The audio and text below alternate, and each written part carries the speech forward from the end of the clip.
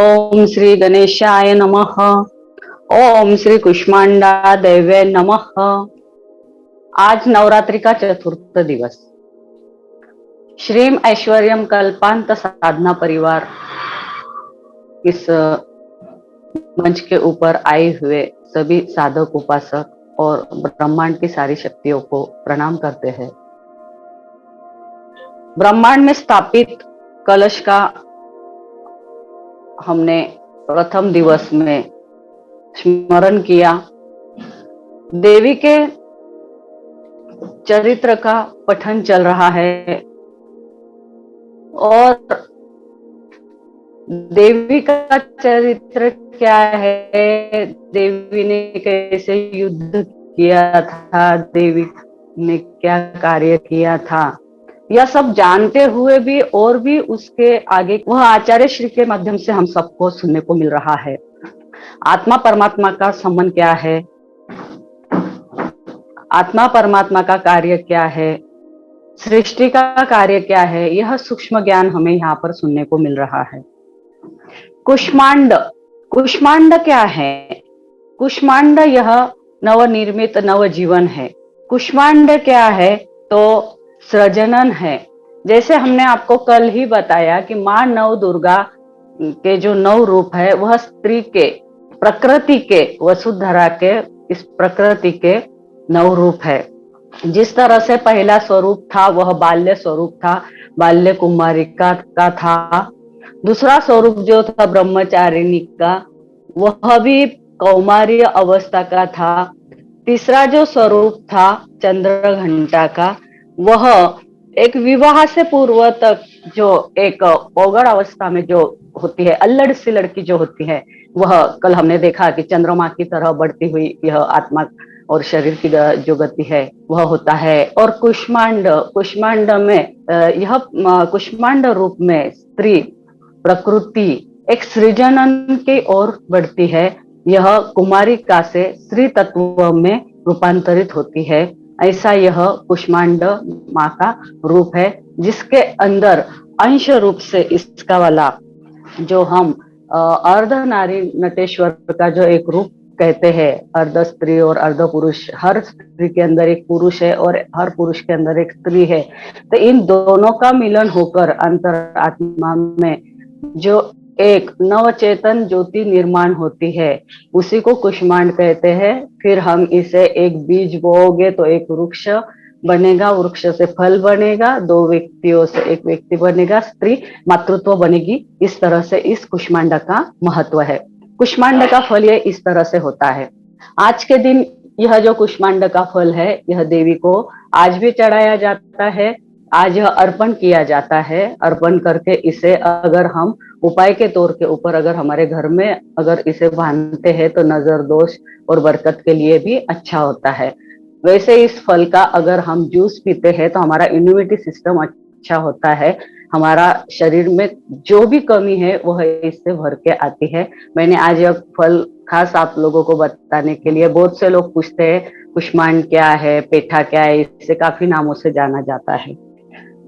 तो यह जो फल है, यह माता रानी का, कुष्मांड का जो स्वरूप है कि इसके अंदर जो बीज होते हैं, तो एक बीज से अनेक बीज, तथा अष्टमी के दिन जब हवन होता है तब राक्षस को इसके वाले टुकड़े करके हवन कुंड के चारों ओर रखे जाते हैं कि उससे वो आहार दिया जाता है। यह पूर्ण आहार है। तो हम कुष्मांड माने एक बात क्या है, कुष्मांड यानी कि शरीर की कु ऊर्जा को नष्ट करने वाला स्वरूप।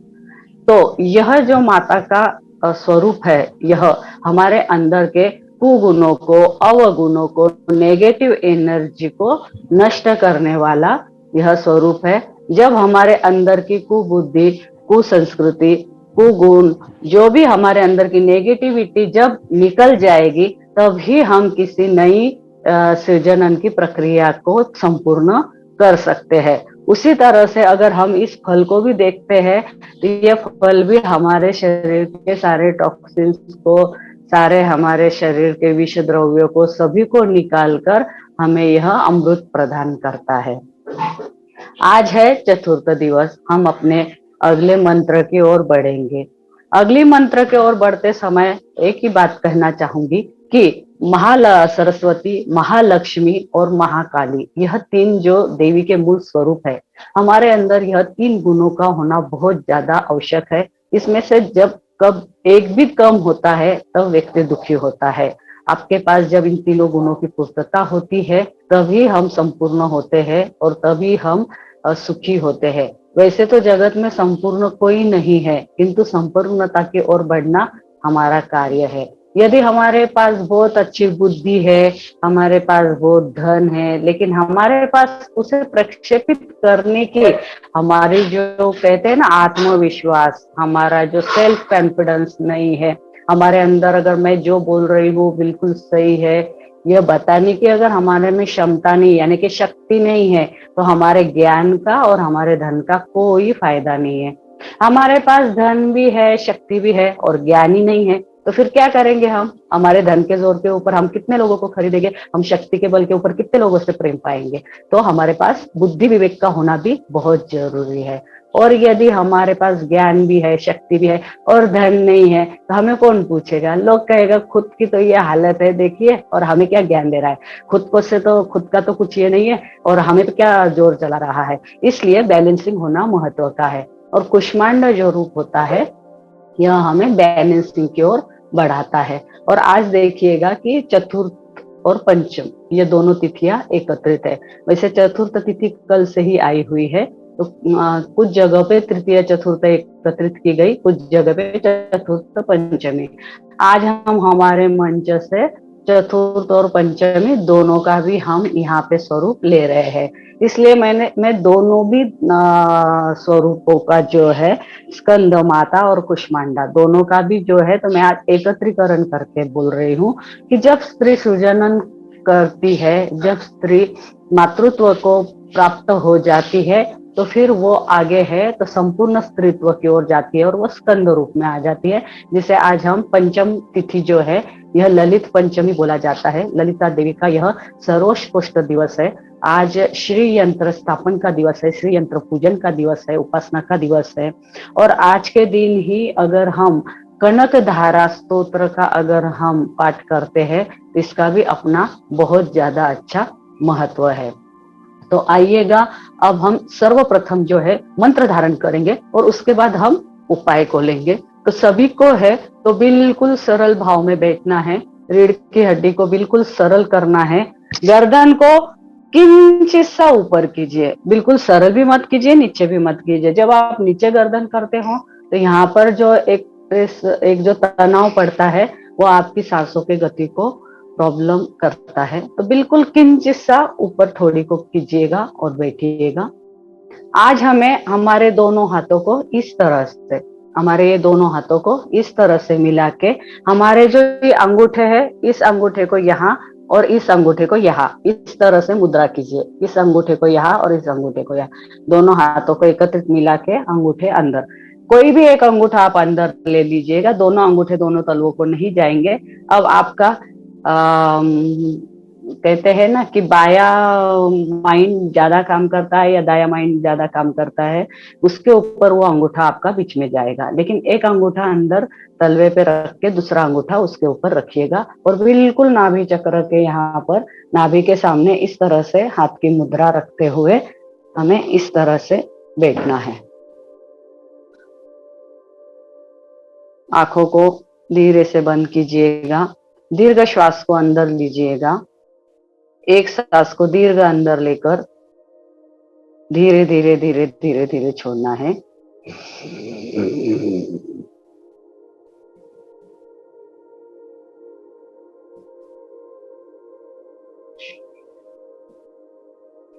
अब हम 3 बार ओंकार का स्वर करते हुए सांस को अंदर लेंगे और छोड़ेंगे।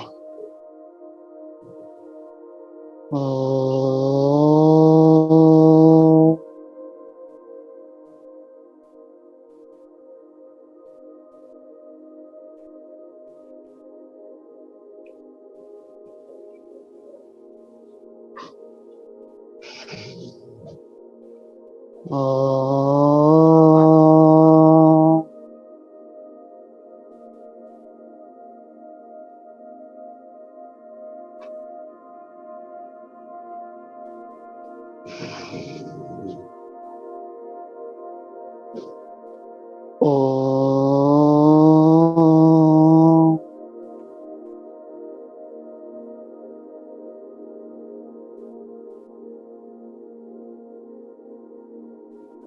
आंखों को बिल्कुल मूंदे रखिएगा।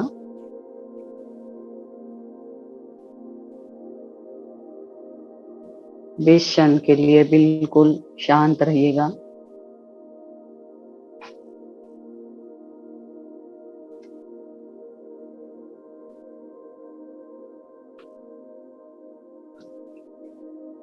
अब हमें अपने आज्ञा चक्र पर ध्यान करते हुए हमारे भवों के मध्य में हमें देखना है।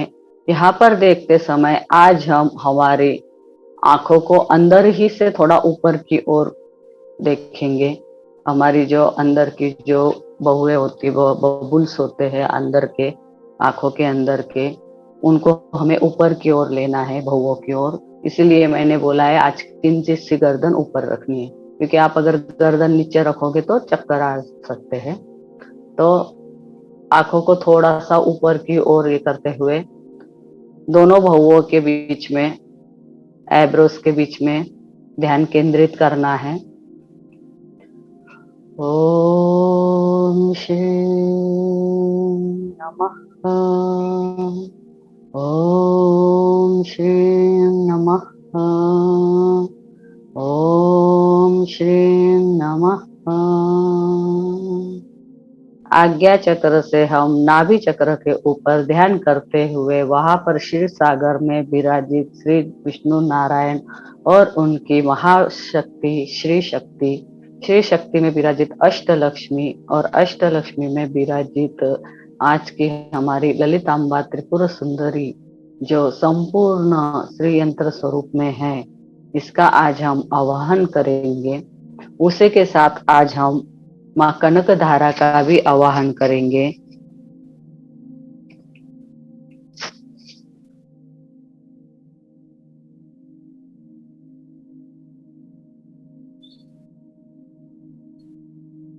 यह स्वरूप हमारे नाभि स्थल से प्रकट होकर हमारे हृदय चक्र में विराजित हो रहा है, जिसकी स्तुति हम कंठ चक्र से कर रहे हैं, जिसका ध्यान हम आज्ञा चक्र से कर रहे हैं, और हमारे सहस्त्र चक्र पर आकाश मंडल से जो एक सुवर्णमय ऊर्जा का स्रोत आ रहा है, वह हमारे सहस्त्र चक्र से लेकर मूलाधार चक्र तक, मूलाधार से लेकर सहस्त्र तक संपूर्ण सप्त चक्रों के ऊपर यह प्रकाश छाया है। और यह संपूर्ण चक्रों पर छाया हुआ प्रकाश हमारे पूर्ण शरीर को कवच स्वरूप में ढक रहा है, और हमें यहाँ पर यह एक दिव्य कवच प्राप्त हो रहा है कि जिसकी छत्र छाया में हमारा आत्मा, हमारा शरीर,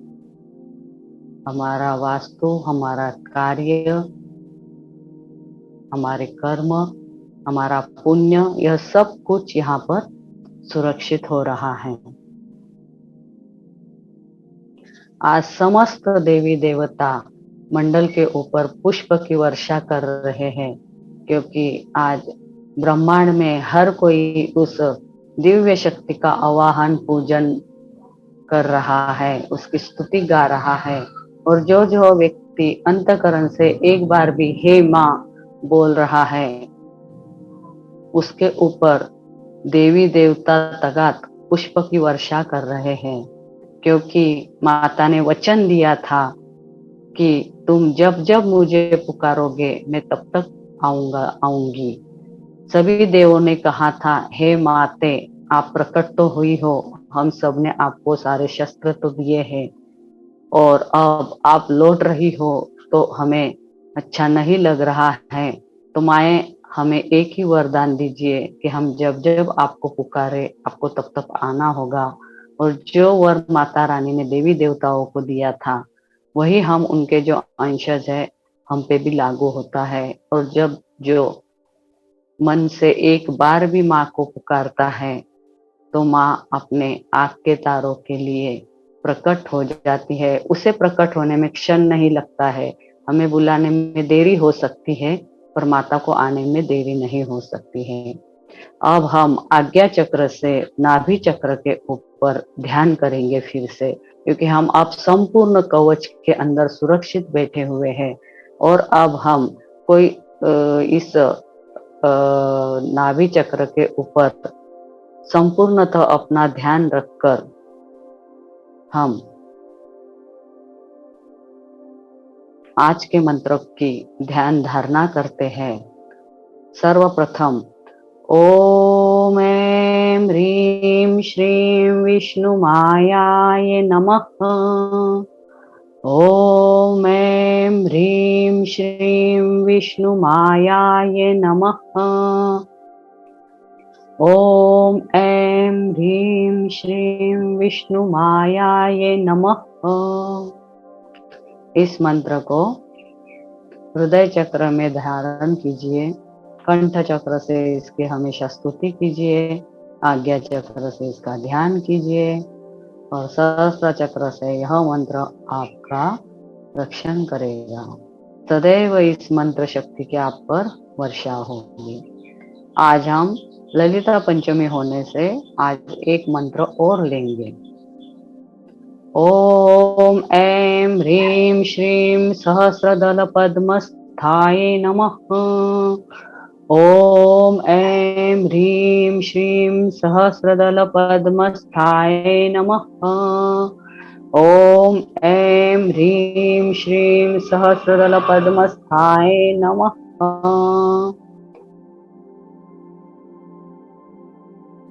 हमारे नाभि चक्र के ऊपर सहस्त्र पद्मदल जो प्रकट है, उसके अंदर यह श्री यंत्र देवी स्थापित है, जिसका हम आवाहन कर रहे हैं, जिसके हम अपने सदैव हृदय मंदिर में बिठाए रखते हैं, जिसकी हम स्तुति कंठ से करते हैं, जिसका हम ध्यान आज्ञा चक्र से करते हैं।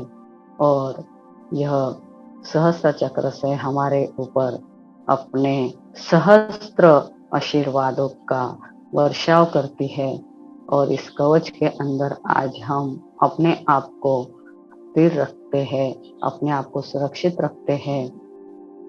सभी से विनती है कि जब हम मंत्र देते हैं उस समय एक तो आप अपनी एक जगह बैठिएगा, या आपको यदि बहुत ज्यादा कोई काम है तो आप है तो अपना वीडियो बंद कीजिएगा, लेकिन बीच में ऐसे घर में घूमिए मत। हमारा यहाँ कुछ नहीं है, आपकी वास्तु का वहां पर वाइब्रेशन बिगड़ सकता है। इतनी जो ब्रह्मांड से यह शक्ति आ रही है और यह बिल्कुल आपको 5 मिनट में मिल रही है, जिसके लिए हमने अपने वर्षों दिए हैं। और आप एक 5 मिनट के लिए स्थिर कैमरे को रखिएगा, ऐसे घर में घूमो मत।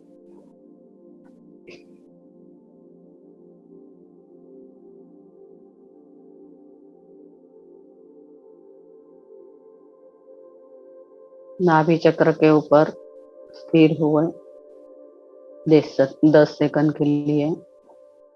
ओम ऐं ह्रीं श्रीं विष्णुमाय नमः। ओम ऐं ह्रीं श्रीं विष्णुमाय नमः। ओम ऐं ह्रीं श्रीं विष्णुमाय नमः। हृदय चक्र पर स्थिर हो गए, कंठ चक्र पर स्थिर हो गए, आज्ञा चक्र पर स्थिर हो गए। आज्ञा चक्र से हम फिर मूलाधार चक्र पे ध्यान करेंगे। मूलाधार से हमारी श्वासों के गति को ऊपर की ओर खींचेंगे। स्वादिष्ठान पर, नाभि चक्र पर ओम ऐं ह्रीं श्रीं सहस्रदल पद्मस्थाय नमः। ओम ऐं ह्रीं श्रीं सहस्रदल पद्मस्थाय नमः। ओम ऐं ह्रीं श्रीं सहस्रदल पद्मस्थाय नमः। हृदय चक्र पर ओम ऐं ह्रीं श्रीं सहस्रदल पद्मस्थाय नमः। ओम ऐं ह्रीं श्रीं सहस्रदल पद्मस्थाय नमः। ओम ऐं ह्रीं श्रीं सहस्रदल पद्मस्थाय नमः। आज्ञा चक्र पर ओम ऐं ह्रीं श्रीं सहस्रदल पद्मस्थाय नमः। ओम ऐं ह्रीं श्रीं सहस्रदल पद्मस्थाय नमः।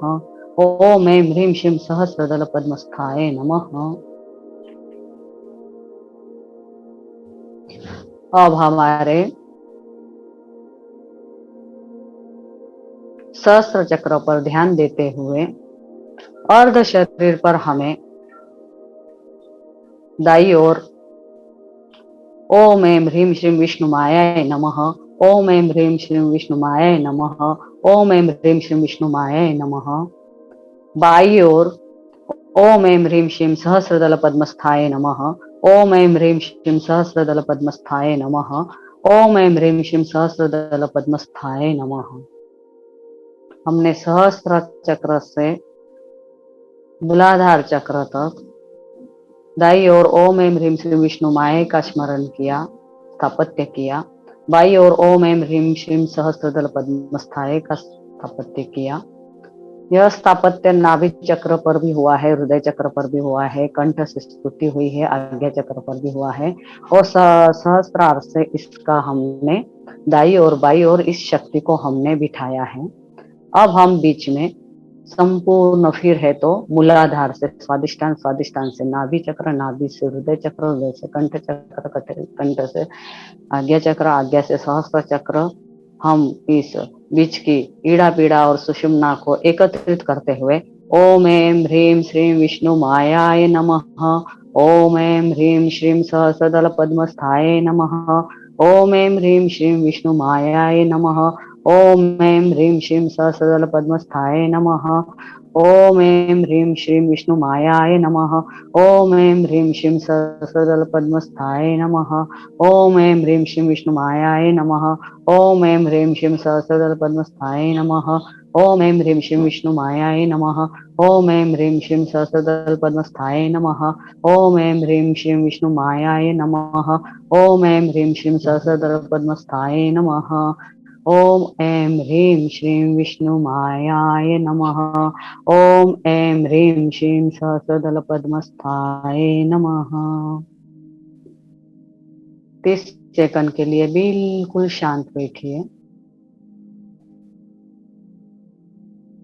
अपने दोनों अंगूठों को एक दूसरे से जोड़िए, अपनी दोनों तर्जनी को एक दूसरे से जोड़िए, पहली अंगुली को, अपनी मध्यमा को एक दूसरे से जोड़िए, अपनी अनामिका को एक दूसरे से जोड़िए, अपनी छोटी अंगुली कनिष्ठिका को एक दूसरे से जोड़िए और प्रणाम की मुद्रा में आकर फिर हाथों को रफ कीजिए।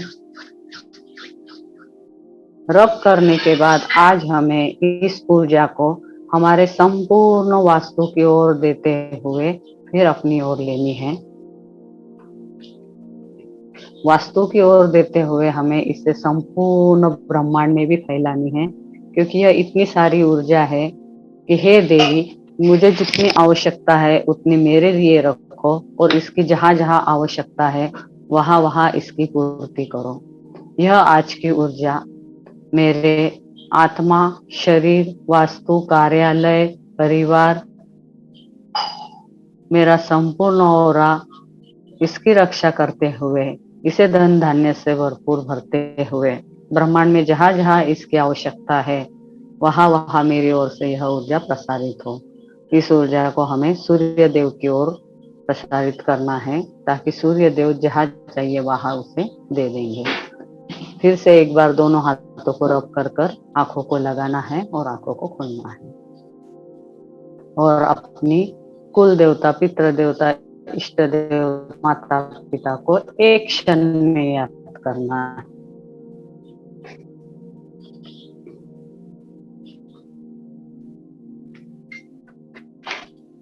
आज हमने 2 मंत्रों का यहाँ पर उच्चारण किया है, जो ललिता सहस्त्र नाम, मतलब हर किसी को तो हम 11 नाम ऐसे देंगे, मुख्य 7 देंगे और 5 हम देंगे। 11 नाम आपको ऐसे देंगे कि आचार्य श्री की रचित सप्तशती और इस सहस्त्र नाम के 11 मंत्रों को अगर आप करोगे तो जो हम कह सकते हैं कि अश्वमेध यज्ञ करने के बाद जो फल प्राप्ति होती थी सतयुग, त्रेता युग, द्वापर युग में, वह कलयुग में प्राप्त होगी। इतना हम यहाँ पर माता रानी के आशीर्वाद से बड़े विश्वास से बोल सकते हैं और बोलते हैं। अब आ गए हम आज हमारे उपाय के ऊपर। तो हमने आपको यह कुष्मांड का फल बताया था। इस कुष्मांड के फल को अगर हम काटते हैं, इसके अंदर का सारा जो गुत्था होता है उसे निकाल लो, उसका जूस बना के पी लो और इसे 2 कटोरी के जैसे बना लो और इसके अंदर थोड़ा कुमकुम छिड़क दो और इसके अंदर घी भर के, घी का दिया अगर माता रानी को आप करते हो तो देखिएगा कि आपके घर में क्या चमत्कार होते हैं। दूसरी बात, महाशक्ति को नींबू बहुत प्रिय है। क्यों प्रिय है मुझे नहीं पता, लेकिन माता रानी को नींबू बहुत प्रिय है। तो माता रानी को नींबू की माला पहनाने का बहुत ज्यादा महत्व है। नींबू पिरोते समय जो मोली का धागा होता है या कोई भी लाल धागा होता है या सादे धागे को भी है तो आप कुमकुम से लाल कर सकते हो।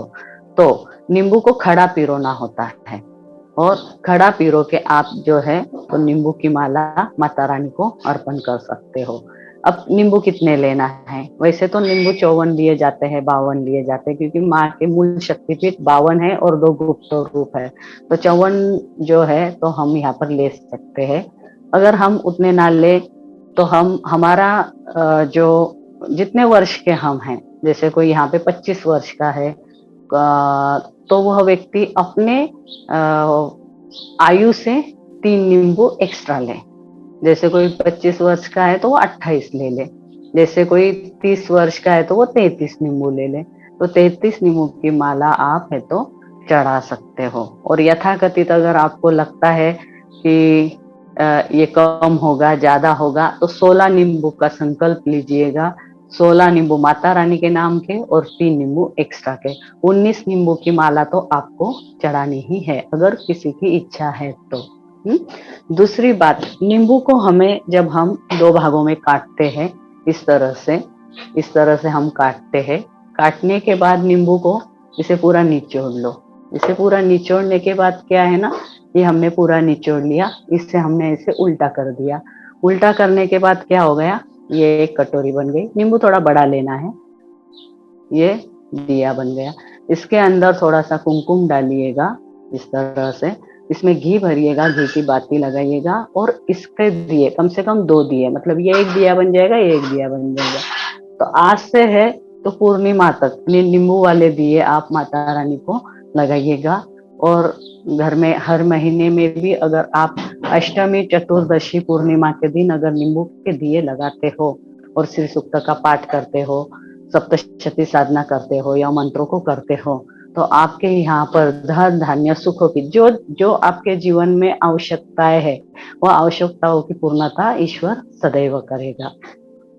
सबसे मुख्य बात यह है कि हम रोज, हमारा एक वृद्ध वाक्य है कि पैसा ही सब कुछ नहीं है, लेकिन पैसे के बिना भी बहुत कुछ है, और पैसा ही बहुत कुछ है, पैसे के बिना भी कुछ नहीं है। तो हमारी जीवन आवश्यकताएं कहीं ना कहीं धन से जुड़ी है। इसलिए बहुत से लोग तो, ये तो हमने कल तक तो देखा कि प्रयास करते हैं, ये है वो है, लेकिन कुछ लोग जो होते हैं ना वो इतना ऐसा मतलब वो तकदीर लेकर आते हैं, दरिद्र तकदीर कि कुछ भी नहीं होता है। मतलब कुछ लोगों को तो हम देखेंगे कि आज हमारे पास रहने को घर है, हमारा छोटा मोटा कामकाज है, खान पान है, सब कुछ है, लेकिन कुछ लोगों के तो ऐसे भी हालातें होती है कि सुबह में खाया है शाम में मिलेगा कि नहीं पता नहीं। हालांकि ईश्वर भूखा उठाता है, भूखा सुलाता नहीं है, लेकिन काफी प्रयास लोगों को करने पड़ते हैं। तो जहाँ पर ऐसा जो दरिद्र योग होता है कि जहाँ पे अति कष्ट होते हैं, या आपको मतलब कहते हैं ना कि आपको सहजता में जो बातों की आवश्यकता है वह भी आपकी पूर्ण नहीं हो रही है, तो ऐसे समय हमें कनक धारा यंत्र की स्थापना करके कनक धारा स्तोत्र का हमें पठन करना चाहिए। आप YouTube पर अगर जाते हो तो कनक धारा स्तोत्र सुनने को मिल जाता है। बाजार में जाते हो तो गोरखपुर वालों की 10 रुपए की किताब मिलती है, नहीं तो हम लोग यहाँ पर हमारी वाणी में भी है, हम आपको भेज देंगे। तो ऐसा कहा जाता है शास्त्रों में कि कनक धारा का पाठ कोई अगर शिद्दत से 3.5 साल तक करता है, यह सेवा हमने स्वयं की है, तो यह सेवा अगर आप रोज 3 पाठ करने होते हैं, 3.5 साल तक अगर आप नित्य नेम से 3 पाठ करते हो, फिर आप सुबह दोपहर शाम कीजिए या एक जगह बैठने के बाद 3 बार तक कीजिएगा। अगर आप ये 3 पाठ करते हो और रोज एक मुट्ठी धान्य और एक गुड़ थोड़ा सा माता रानी को चढ़ाते हो, और वही धान है तो कहीं पे पेड़ के नीचे रख के आ जाओ, वो गुड़ वहां पे उसके ऊपर रख के आ जाओ, हाथ जोड़ के आ जाओ, तो यह देखा गया है कि उस घर में साक्षात महालक्ष्मी विष्णु नारायण के साथ प्रकट होती है। वह घर धन धान्य से भरता है। जिस घर में खाने पीने के लाले होते हैं उस घर में भंडारे चलने लग जाते हैं। दूसरी बात, ऐसी व्यक्ति किसी के घर में जाके अगर उसके कढ़ाई हिलाती है, चौका लगाती है, तो या उस घर का वो पानी भी ग्रहण कर ले, उस घर का दुग्ध ग्रहण कर ले, कोई भी मिठाई ग्रहण कर ले, तो ऐसी व्यक्ति जहां पर भी अपना, कहते हैं ना, मतलब मुख उच्चारण करना कहते हैं, आप क्या कहते हो मुझे नहीं पता, तो उस घर में भी धन धान्य की बरकत हो जाती है। मानो कि किसी घर में बहुत ज्यादा प्रॉब्लम है और यह सेवा की हुई व्यक्ति जहां पे भी जाती है, उस घर में उस व्यक्ति के सिर्फ जाकर आने से और वहां का कुछ अन्नप्राशन करने से उस घर में बरकत आती है। इसीलिए पहले के साधु संत महात्मा हर जगह खाते पीते नहीं थे, बहुत उनके अपने नियम होते थे। और यह मैं जो शास्त्र कह रहा है वही हम कह रहे हैं, हम इसमें अपनी ओर से एक भी शब्द नहीं बोल रहे हैं। एक बार जो एक ऋषि जी थे, वो एक छोटी सी कुटिया में गए थे और वहां पर उन्होंने भिक्षा मांगी, और वहां पर उन्होंने अपनी अंतर्दृष्टि से देखा, वहां की घर की माई जो थी वो बोली कि बैठिए महाराज। उसके घर में कुछ ना था, फिर भी वो बोली बैठिए महाराज, कुछ व्यवस्था करती हूँ, और वो चिंता में थी। और इन ऋषि ने जब अपनी अंतर ध्यान शक्ति से देखा कि यहाँ पे तो एक चावल का दाना भी नहीं है, और फिर भी इस महिला की कितनी इच्छा है कि ये बैठो तो बोल रही है, व्यवस्था तो करो बोल रही है। और जब उनका भाग्य महाराज जी ने देखा, तो पिछले 7 जन्मों और अगले 7 जन्मों तक उनके पास इस तरह का योग था, तो उन्होंने स्वयं वहां पर माता रानी का आह्वान कर साधना की थी उस जगह पर, और उन्होंने उनकी साधना से वहां पर महालक्ष्मी प्रकट हुई थी। वहां पर धन धान्य के ढेर भरे थे। और तभी से कहा गया है शास्त्रों में कि जो कोई कनक धारा का व्रत नियम से पालन करते हुए, व्रत नियम क्या है, भाव भावना और नित्यता, जो बात आप नित्य नित्य नित्य करते हो ना, जिस साधना किससे कहते हैं, साधना यानी कि आंखें मिल के ओम ओम ओम करना नहीं होता है। साधना माने क्या होता है कि किसी भी बात को साध लेना, अपना लेना, अर्जित कर लेना। तो आप किसी नियम को पकड़ते हो, उसे बारंबार बारंबार बारंबार करते हो, और जब आपको उसमें से कुछ प्राप्त हो जाता है, इसी को ही साधना कहते हैं। इसीलिए साधना के नाम पे आडंबर जो बताए जाते हैं, उन आडंबरों को इस मंच से मिटाने की कोशिश की जाती है, और बहुत ही सरल सहज आपको दिया जाता है। तो आज हमने यह 2 उपाय बताए हैं आपको। एक कुष्मांड में आप घी लगाओ, नींबू में लगाओ, कनक धारा की स्तुति करो। आज ललित पंचमी है, श्री यंत्र स्थापन होता है, श्री यंत्र का पूजन होता है। यहाँ पर आज से 21 दिन की सेवा होगी, और जिसे भी चाहिए आपको मिलेंगे, जिसे आप दिवाली में या आप इसे बिल्कुल मार्गशीर्ष महीने तक अपने यहाँ पर आप स्थापित कर सकते हो। इसी के साथ आपको कनक धारा यंत्र भी मिलेगा। कनक धारा यंत्र का पूजन जो होता है दशमी, पूर्णिमा, चतुर्दशी, अष्टमी, इसमें किया जाता है, इसका वाला विधि विधान से। और जिसकी जीवन में प्रॉब्लम्स है वो तो बिल्कुल आज से भी शुरू कर सकते हैं। तो यह हम 2 बातें आपको दिए हैं, इन बातों को आप मनन कीजिए, श्रवण कीजिए, ध्यान कीजिए और इसका उपयोग लीजिए। अपनी वाणी को मैं यहीं पे विराम देती हूँ। धन्यवाद। सबका आशीर्वाद बना रहे, बनाए रहे। ओम प्रणाम। लगातार ऊर्जा का अनुभव, परमात्मा की कृपा, महामाया की कृपा लगातार सब पर बरस रही है और सभी को ऊर्जा के अनुभव हो रहे हैं। तो इन ऊर्जा के अनुभवों को लगातार आगे बढ़ाते जाएं, निरंतर ऐसे ही साधना करते रहें। किसी परमात्मा के आशीष वचनों के साथ आज ही ज्ञान देते हैं। सभी को प्रणाम। ओम सुप्रभात।